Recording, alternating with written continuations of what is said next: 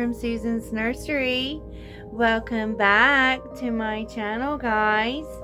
Today we are doing Whatever I Want Monday, and that is hosted by my good friend Dee over at the Baby Patch, and I will put her link to her channel down in the description, not in the description, in the title of this video, so you guys can find it. And I know this one finger is not painted. It come off before my nap and I forgot to do it yesterday, so forgive me.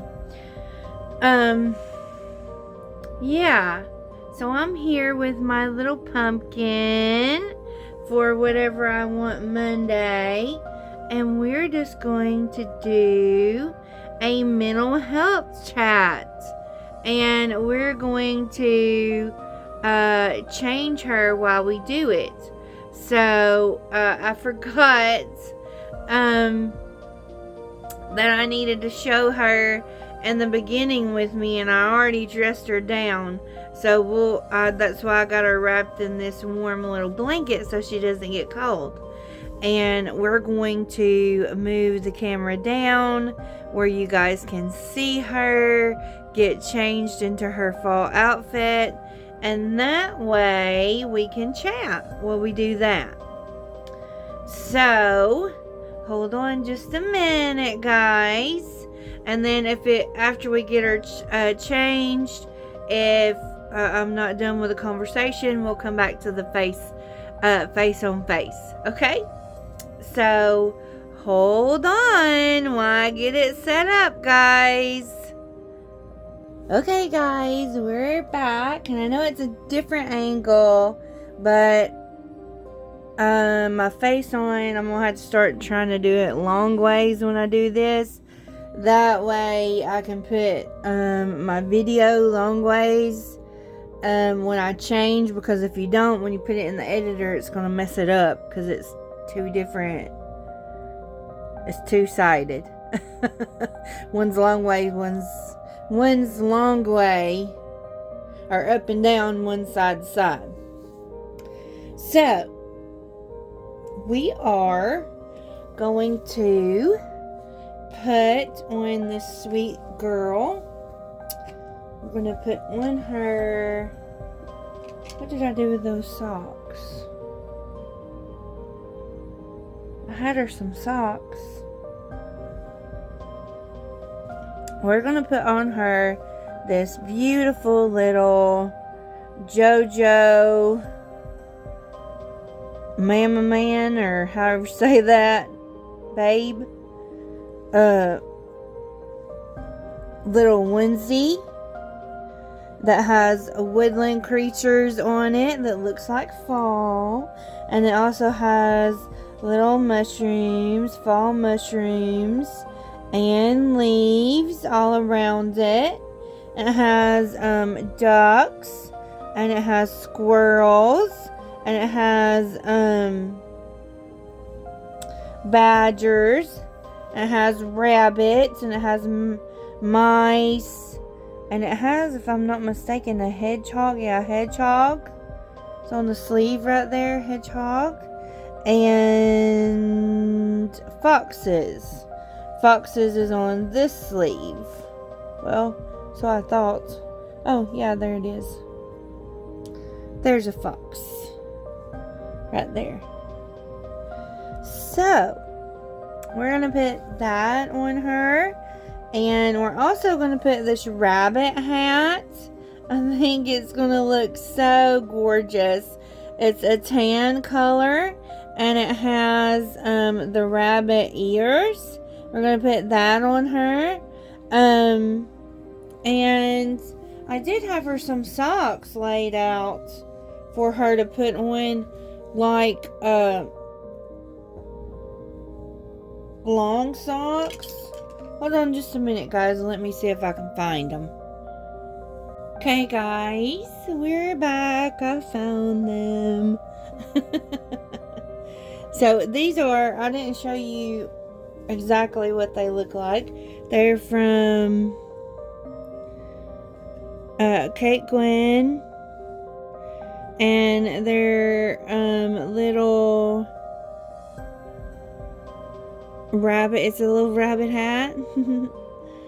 And since there's rabbits on this, I think it'll go well. Now, I picked out 2 socks. I found another pair that I think might match a little bit better.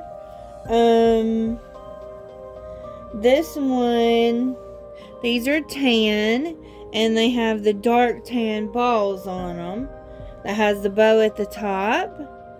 I thought we might try those. And then these were the ones I had picked out in the beginning. So we'll try these. These might be a little big for her. That's why I went ahead and picked out the other 2. But they are a darker tan like color that has like a diamond type pattern, and then spots in the diamond.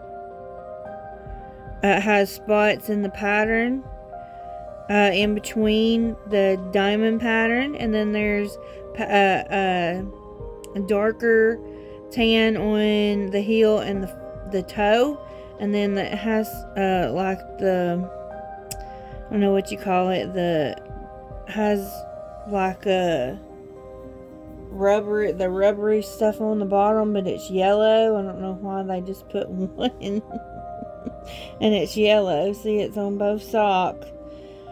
And then it has cream colored lace at the top, and we'll see which one we like the best. And then we're going to put her in this cozy knitted cocoon. Oh, sorry, we've covered her face. And I didn't even tell you guys who she is. She is Avery, or I named her Avery, and she is the Christopher, Realborn Christopher Asleep kit by Bountiful Baby. That's who she is. And I adopted her from Mandy over at Mandy's Cuttlebug Nursery. And her artist is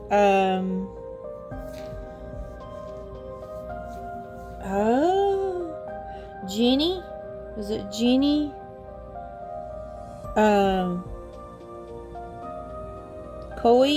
Jenny Coy over at ABB4U Nursery, I believe it is. That's just off the top of my head. I haven't wrote down. But yes, she is one of my beautiful babies that is in her forever home. And I named her Avery. So, yes. So we're going to start changing her. We're going to put her in this beautiful little sleeper first. I think it's big enough to where her head can fit without me having to...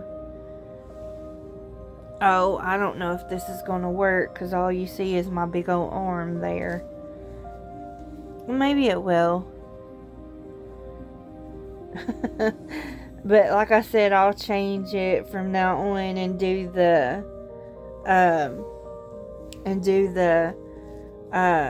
whatchamacallit, the face on. I'll have to do it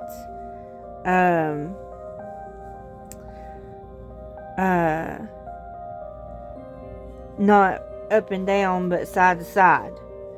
That way you guys can see better. But I was going to talk about mental health. So, well, I've already done a mental health talk So let's do like a health talk for me. So let's do that. Because I said I was going to do it, and then I haven't gotten around to doing it. So, well, that button is not going to button, huh, Avery? Okay. But anyway, I have several different health conditions plus mental health conditions. Let's try these. I think these will match a little bit better, and I don't think they'll be as big. So let's try them. So my health conditions pretty much started when I had like minor things before COVID, but in June of 2021, it was late in June that I got COVID. I don't know if you guys can see that. You'll be able to see the other leg a little bit better. I got COVID, and everybody was getting it. So I had like a little mild case, and I thought, well, no big deal. I can't smell. For a little while, wasn't able to smell, was coughing, my asthma was torn up, and all that. And, well, these are still a little big, but they'll be okay. So, I, decided to, just go on about my business, and when I got well, went back to work, and I was short of breath for a long time. Even after I went back to work, I was short of breath, couldn't hardly stand, couldn't hardly breathe, things like that. And, didn't think much about it. Thought I was just getting, trying to get better. And then my mental health starting gradually getting worse and worse to where I couldn't even function. And, so I decided to go in for treatment. Well, while I was getting treatment for my mental health, and she cute, while I was getting treatment for my mental health,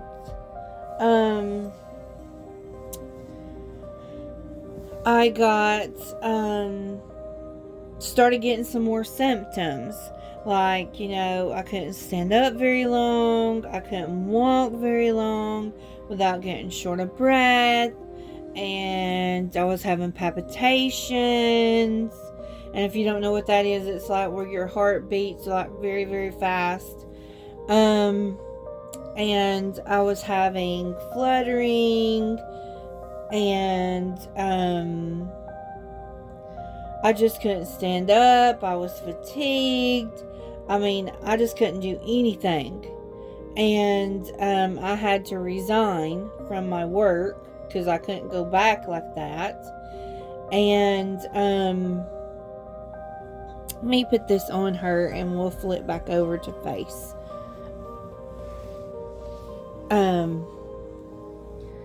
And I couldn't do anything. Hardly. So,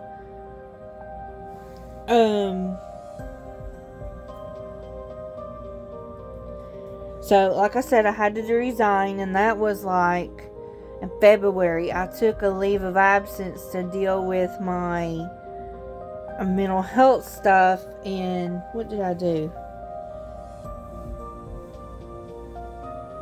I took a leave of absence. Let me just get her up and do it this way. I took a leave of absence in October to get my mental health stuff taken care of, and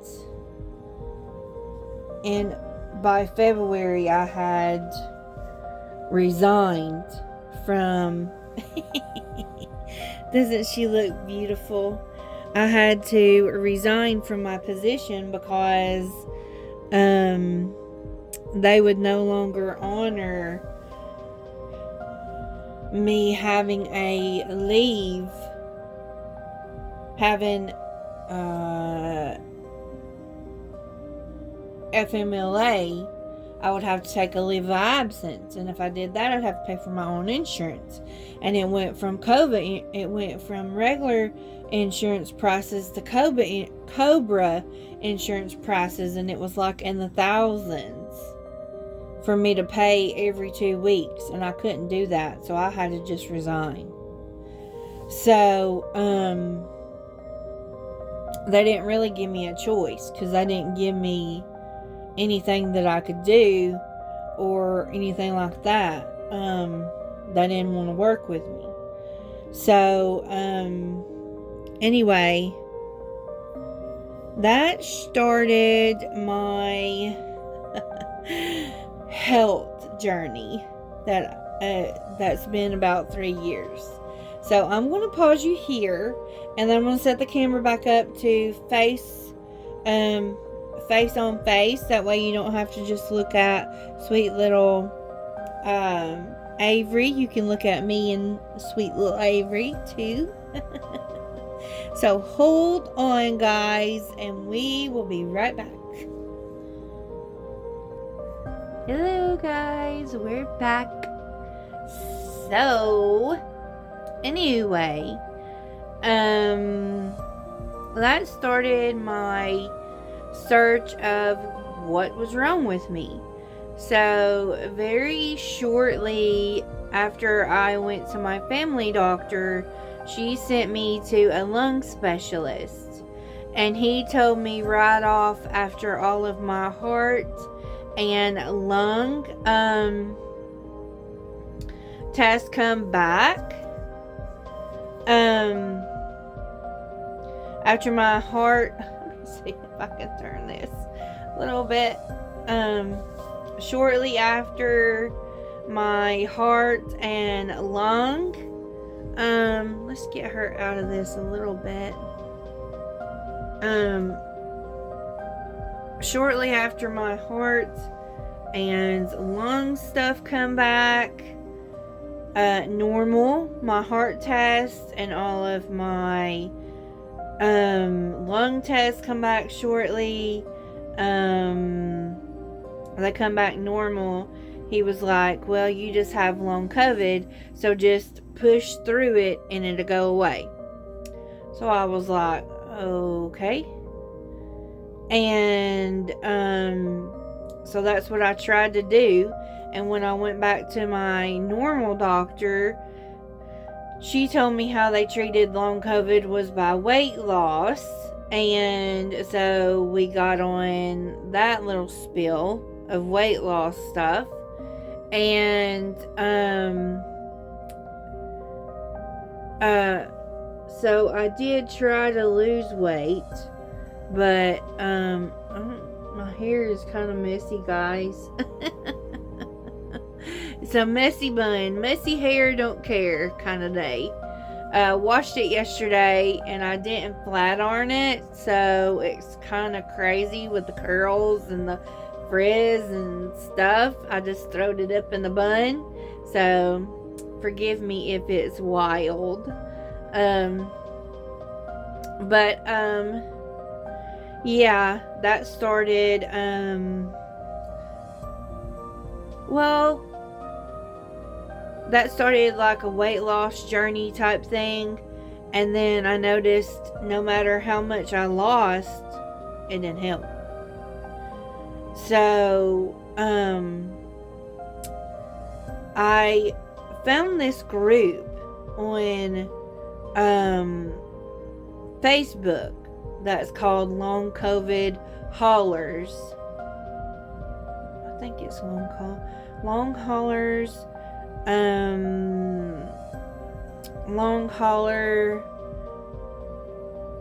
Long Haulers, something. Forum, talk forum, something. I found it, and went on there and was talking to the people about my symptoms and stuff, and was asking them if they had those and what should I do, because this method of treating my symptoms weren't working. The more I pushed to do things, the more physically I got. Like, the more I pushed to stand up, the more I pushed to do more walking, the worse I would get. I mean, I would feel so horrible. And so I went on there and talked to him about it, and I told him, I said, the more I lose weight, I still don't feel any better. And the lady that runs it told me to find a different doctor, to find a post-COVID clinic. And when I did that, it was in Emory. It was in Georgia, Atlanta, Georgia. And that's about almost 3 hours from me. So it was hard for me to go to Atlanta, Georgia. So, because I didn't have no pay. And I was relying on my husband's pay, which, when you're relying on two, and now you're relying on one, it gets kind of budgety quickly. Your budget runs out kind of quick. So, paying for gas and paying for us to stay over and paying for our food, because I had to get a driver because I had my legs and feet would fall asleep. Couldn't drive that far. So, and I'll tell you why they do that in just a minute. Anyway, we went there, and I thought, oh crap, I've spent my time, I've spent my money, and I feel foolish about it at first. We were in a hurry to get there. And then it was like a big campus. I don't know if you've ever been to Emory, but it's like a big school campus. And it was hard to find which building, because it was at St. Joseph's. And it was hard to find what building we needed to be at. So I was like late because I couldn't find which building. So I just rushed in there, and they did all the good stuff and did my breathing test again, which I had already done, which were already negative of anything because I don't have anything. The only thing I have is allergic asthma, which is where when I get around a trigger or something, I get short of breath and cough, and my windpipe goes to closing up a little bit, and that's the only type of asthma I have. I don't have the asthma like some people have that show up on the breathing test. So, yeah. So my test was good. Negative. Everything was good. So, she came in and she was like, oh, well, you're not crazy and you're not, it's not just in your head. You have long COVID. Lots of people has this. And, we just need to give it a little bit more time and you'll be fine. And I was thinking, well, freak. I've lost all of this time.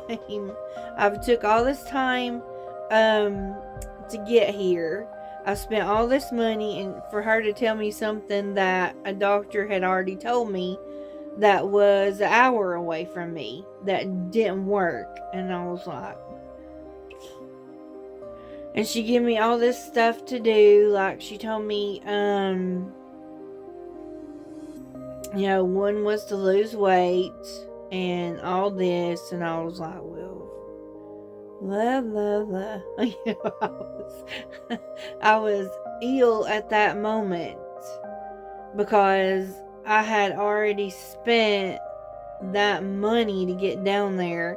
Didn't have it, but I was needing it. To get some relief because I couldn't do anything. And then you can't get, I'm going to say this nicely, you can't get Social Security these days because of the people before that got it a long time ago or that are still getting it that don't need it. You can't get it.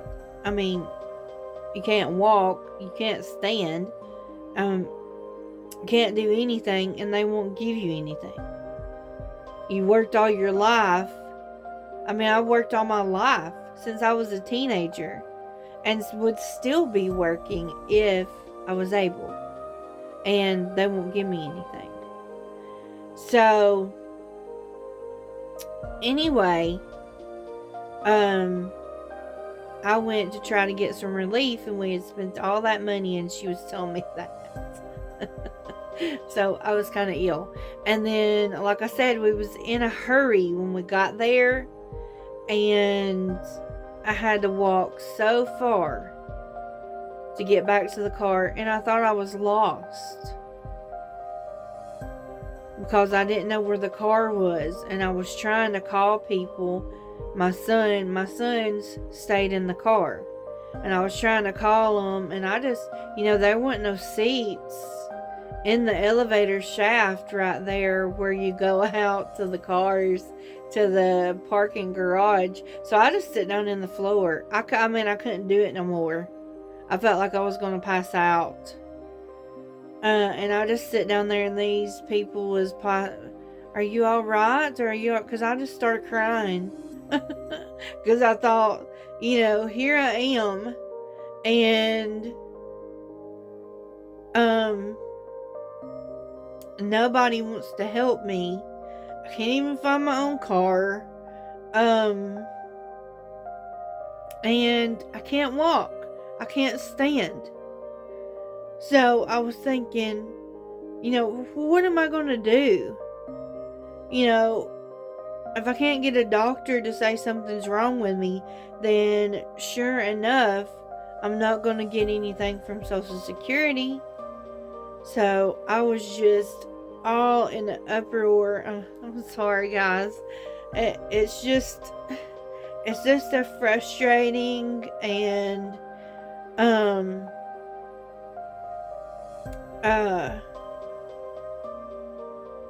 frustrating and helpless kind of feeling that you get, because something's wrong, that you're not like you used to be, but nobody will help you find out what it is.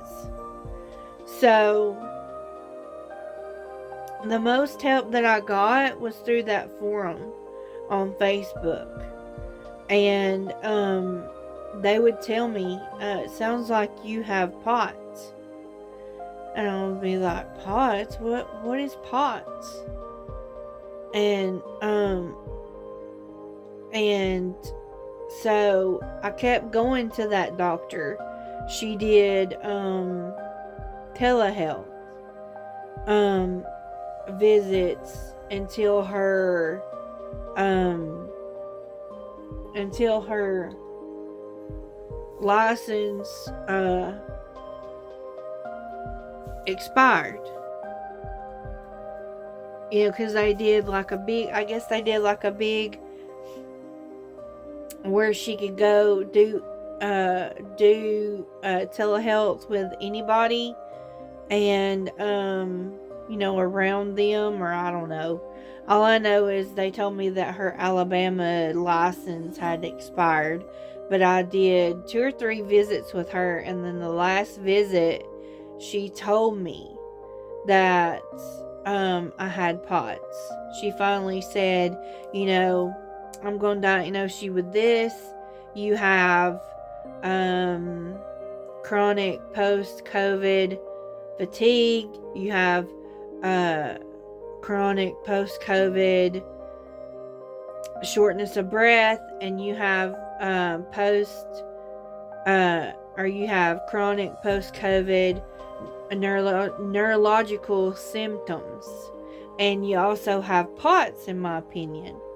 So I printed all that off and sent it to my lawyer, and it was on my portal.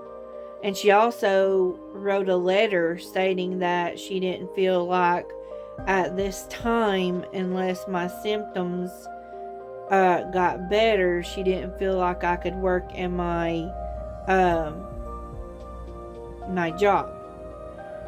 So I printed that off too and sent it to him as well, to my lawyer, my disability lawyer.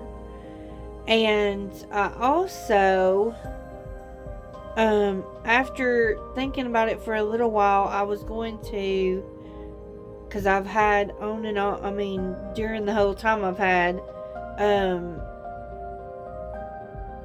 some mental health issues that I've had to keep up with treatment for them too. So my therapist told me, he was like, why don't you try to go somewhere to treat your POTS? Because I was telling him, I said, I'm sorry that I'm slow and have to stop and rest, and because I have POTS.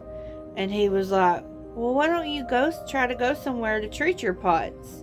So we looked up this place during my appointment. Well, they didn't take insurance, and I couldn't do that. And they were far away. But they did telehealth, but they didn't take insurance. So what I did was I went to a neurologist before, because I had migraines. And this one particular neurologist I had been to before.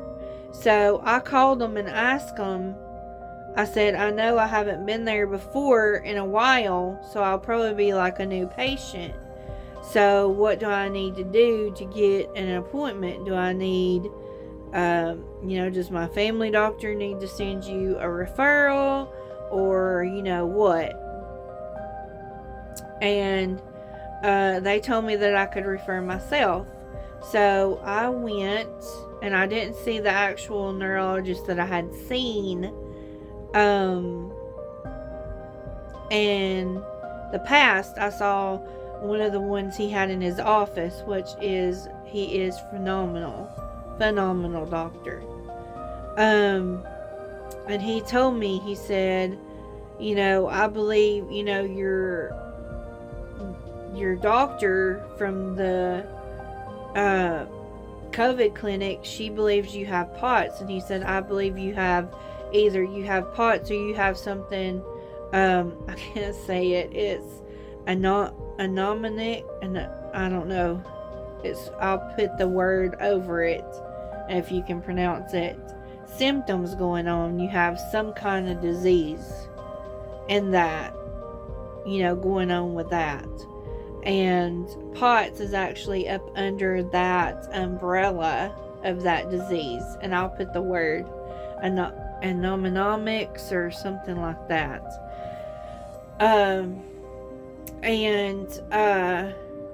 He sent me to a specialist for POTS.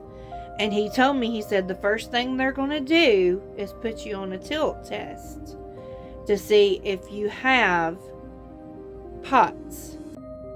So it was a while before I got an appointment. So when I got to the appointment, it was 2 hours away. So when I got to the appointment, they put me on the tilt test, and I had POTS. But before that, let me scooch back a little bit. Scooch back. My neurologist that I went to, that sent me to the POTS specialist, told me, he said, you probably have some type of neuropathy. He said, because of your symptoms, that, you have your feet and legs are going to sleep, your hands are going to sleep, you have neurological issues. So he told me, he said, you're having muscle cramps, different, because I told him all that stuff, and he was like, well, it sounds like you have something going on neurological, like neuropathy. So they did some other test, which was unpleasant. It was like a shock test. It was like they shocked your nerves to see if they responded. But it's like when you know how when you get a jump scare, how your body jumps. Well, it was doing that, but it was making it do it involuntarily. When you get scared, it's almost like you expect it, but when they're doing it, it wasn't expected, and it was weird. And then he took a big needle and put it in the large part of 4 parts of the 4 large parts of my leg, which was 2 in one leg and 2 in the other, which was not good. Of course, I'm not afraid of needles, but I mean, it was painful. So he said there was some abnormality to it, so he wanted to do a biopsy. So I went in. It was right before Thanksgiving when I went in? I think so, because he told me since the holidays it would be a little bit longer before they got my results from the biopsy because of the holidays. And it was right before Thanksgiving, I believe it was. And they use Novocaine, so you don't feel anything, or I didn't. And that was probably due to the nerve damage as well. But they took 3 little biopsies of, one was on my left side. They took the left on my left hip, my left knee, and my left ankle. And those, all came back significantly decreased nerve damage. So, I did have small fiber neuropathy, so that's why my feet and legs go to sleep. And the other day, it's not funny, but the other day, we went to get my parking, because just now I've got a doctor. Well, I probably would have got one earlier if I would have asked, but I've just now got my POTS doctor wrote me a handicap parking tag thing that goes on your, it goes on your mirror. And they wrote me one for 6 months, so it's temporary till they see if my symptoms go away. Because they are treating me. So, yeah. So, and I couldn't even get my primary doctor, wouldn't even write me one. I wish I could find a new primary doctor that was close to me so I wouldn't have to go very far if I was sick or whatever, but I don't know. I don't care for him. Anyway,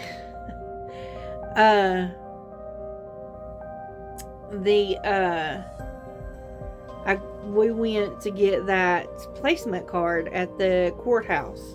Well, we got about, I want to say, about 5 minutes from my house, and my foot went dead. I mean, it wasn't tingling. It wouldn't, it just went dead. And I told my son, I said, we may crash.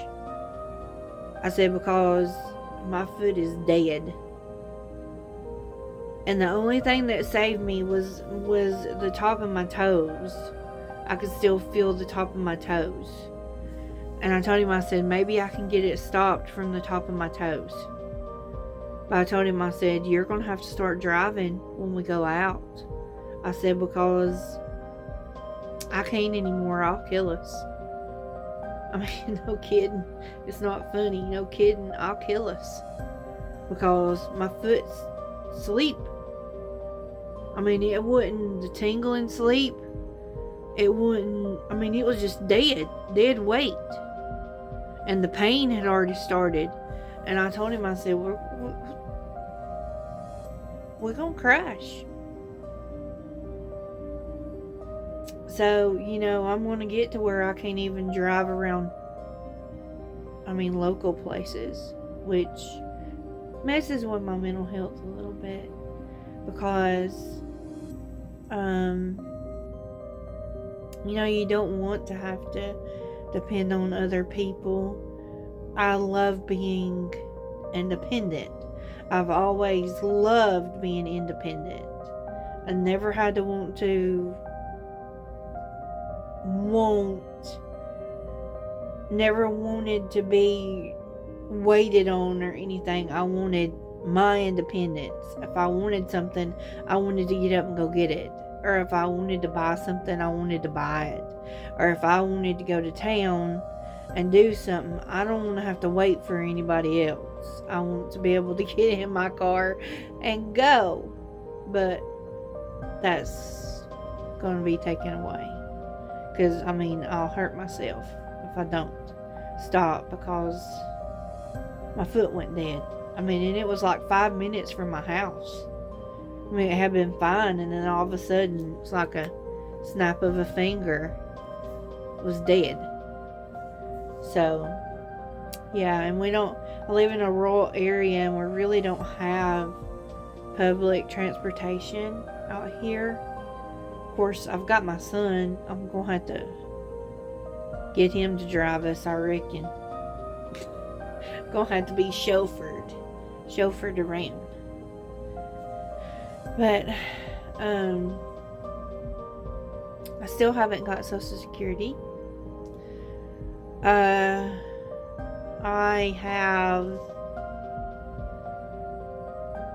had a hearing, and it was denied. And now I have a new hearing. They have approved me for a new hearing for my appeal, but I haven't got anything on when the hearing will be. I'm pretty sure, my lawyer says he's pretty sure it won't be until 2025. The hearing won't be. So sorry guys, my nose is itching. But anyway, still haven't got that. Still having mental health issues. Still having issues with doctors, like my primary care. And I know, I'm sorry if you're a healthcare worker, but healthcare with people that don't understand what you're going through and try to brush it off, it's kind of irritating, because I know that I was heavy set before this happened. And I understand that it doesn't help my conditions at all. Understand that. But I do understand that I was heavy set before all of this happened, and I was able to do it all. I was able to walk. I was able to stand. I was able to take care of, I was able to have a job and take care of not even preschool kids. They were younger than that. I was early Head Start teacher. I took care of babies and toddlers. So, I was able to do that. Paperwork, go shopping for them, because you had to buy the diapers because it was early Head Start, and we provided that. You had to go buy the diapers, the wipes, the food, everything. And I was able to do all of that and still go to the store for me and my family. Me and my husband would go to the store for me and my family after that. I mean, I was able to do a normal life. And now I sit here.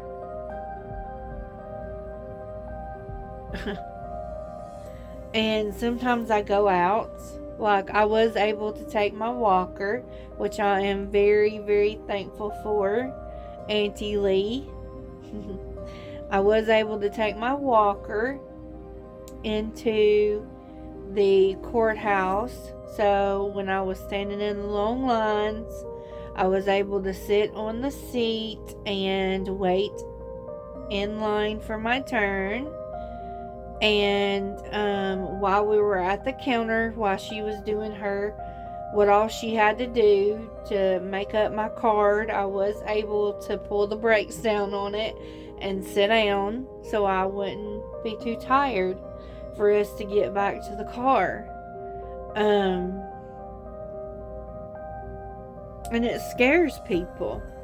I've noticed it scares people that don't understand POTS, because they're like, do you need an ambulance? And I'm like, no. I'll be fine in a minute, I promise. But you just get so short of breath. It's like when you're walking, because your heart can't keep up with your lungs can't keep up with your heart, because your heart's working too fast. And that's what the anomics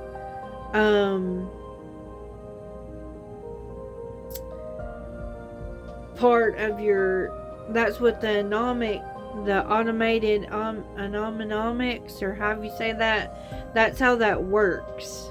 Is it controls the blood flow and the heart rate and the temperature of your body. And that's what POTS is affected. The nerves control all of that. So everything's affected when your nerves are affected, because your nerves are everywhere.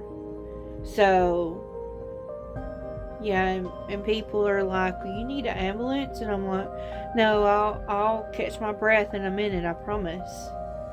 And my son, my youngest son, he doesn't scare him unless I get too bad out of breath. Doesn't scare him too much because he's seen it. He's been with me and he's seen it. And he knows if I sit there and calm down and my heart rate goes down, and I'll get to breathing better. He knows that. So, but other people don't. And other people freak out. Like my husband, he don't see it a whole lot. And I'll be doing something and not want to stop. Sometimes I'm stubborn. I want to walk from, because I live in a mobile home, and I live in like a single mobile home, and I'll go from my nursery's on one end and my bedroom's on the other, and I'll go in there and get something, or come from in here and go to the bedroom and stop and do something in the kitchen and then keep going, go to the bathroom, come back, and then I'll be just like hyperventilating like, and he's like, why didn't you stop?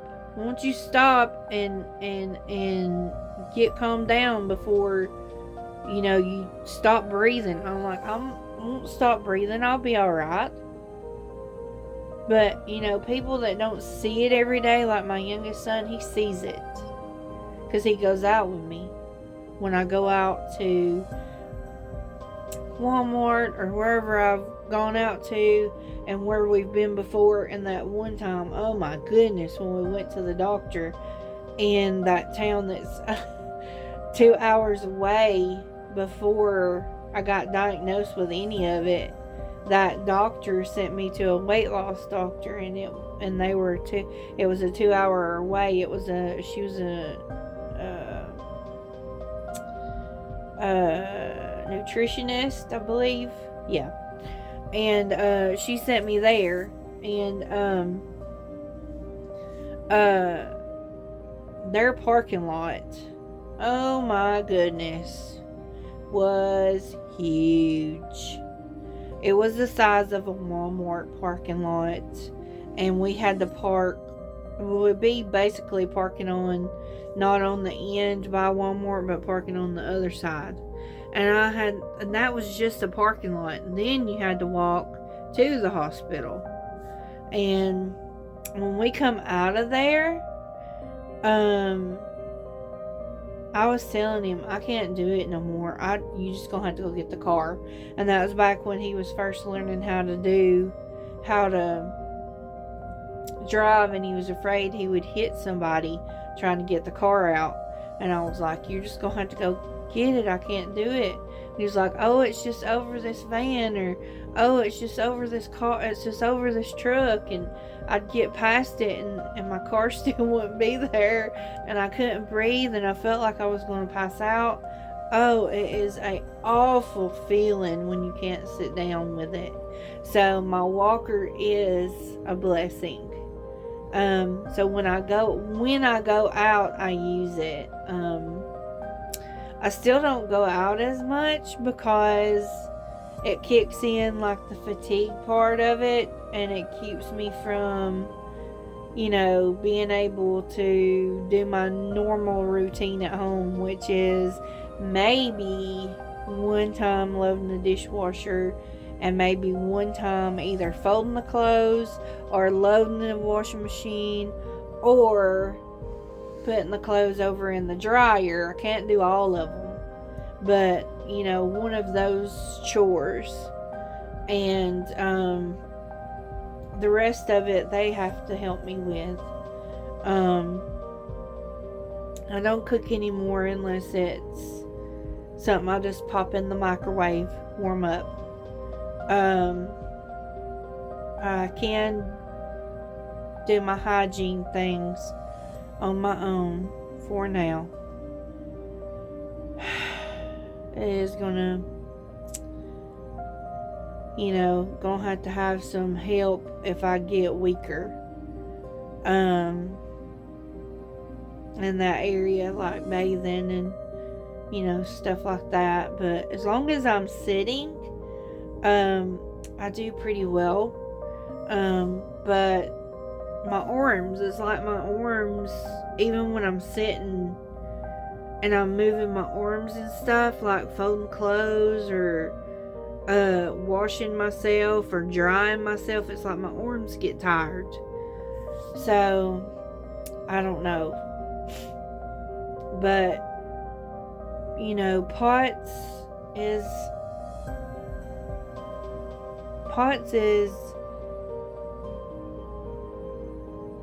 I'm trying to think of what to call it. It's a very disabling disease because this up here says, yes, I want to do it, but this down here can't. So they can, give you some motivation up here to make you want to do things and help your depression and stuff. But then when they do that, then you want to do it, there what my class is. Off she wrote. If I can get them back on. But the body can't. The body can't do it. And believe me, I've tried. I've tried to go shopping and go to 2 stores and get sweaty hot and lose my breath and come home and sleep for 2 days. Have crashes. But I don't know what's going on with my hair. Lordy. It's not going to do right, is it? But anyway, but I do have POTS. I have post-COVID, which has fatigue, shortness of breath, and neurological symptoms. And I do have POTS, which I'll put the normal name on there that I can't say, and I'll put the name of the umbrella that it's under on there. And I do have small fiber neuropathy, which is a type of neuropathy. There's 2. There is the small fiber and the large fiber. Now I don't have I don't have the large fiber. I just have the small fiber. And then I have, I believe I have chronic fatigue, but I can't get anybody to diagnose me with it because they won't listen to my symptoms. So there again, I have trouble with getting doctors to listen to me because they're, oh, you're tired because you're overweight. Oh, you can't do this because you're overweight. Oh, if you lose weight, this would be better. If you did, I understand that weight doesn't help it. Yes, my weight doesn't help my bones. My weight doesn't help everything that's going on with me right now. But it's not going to change anything. If I lose weight, is it going to help my nerves? No. If I lose weight, is it going to help my depression? No. If I lose weight, is it going to help my not being able to stand up? No. If I lose weight, is it going to help me not be able to walk around more than I can? No. If I lose weight, is it going to help with my post-COVID? No. Or been there, done that. Didn't help. So, what exactly is me losing weight going to help? It might help me being a pre-diabetic, which I'm so low of a pre-diabetic that they can't even write any medicine because my insurance won't pay for it because my A1C is not bad enough to pay for the medicine. So, because I was taking Ozempic for a while, and then my A1C got so low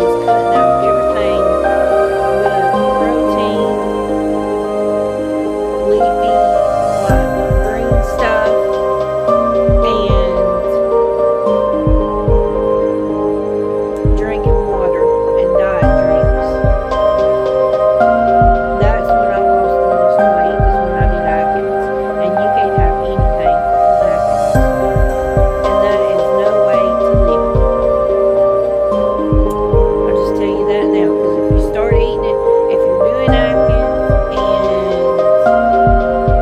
you lose a bunch of weight and you go back to the way you was, you're just going to gain it all back. So what is the point? I guess I have a bad attitude about it. I guess that's why I'm overweight, because I have a bad attitude. But yeah.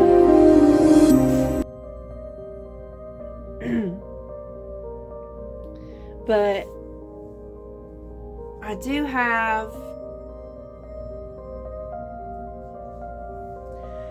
have quite a bit of mental health stuff that I'm dealing with too.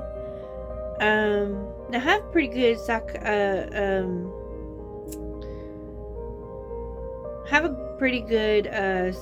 psychiatrist now that listens to me, as I'm having some funky stuff. But we've almost been on here an hour, so I'm gonna let you guys go. But just be aware of that I have just be aware that weight doesn't fix everything. Your doctor probably tells you that when you go to the doctor if you're overweight, but it doesn't fix everything, because you know what? I've tried it. I've even got down. I did Weight Watchers back before I got depression or anything, and I lost almost 100 pounds on it, and I was down to almost my goal weight. And you know what it changed? Other than my ooh, I'm sexy. Other than that, it changed the way I seen myself. But it changed any of I still had asthma. I still had asthma.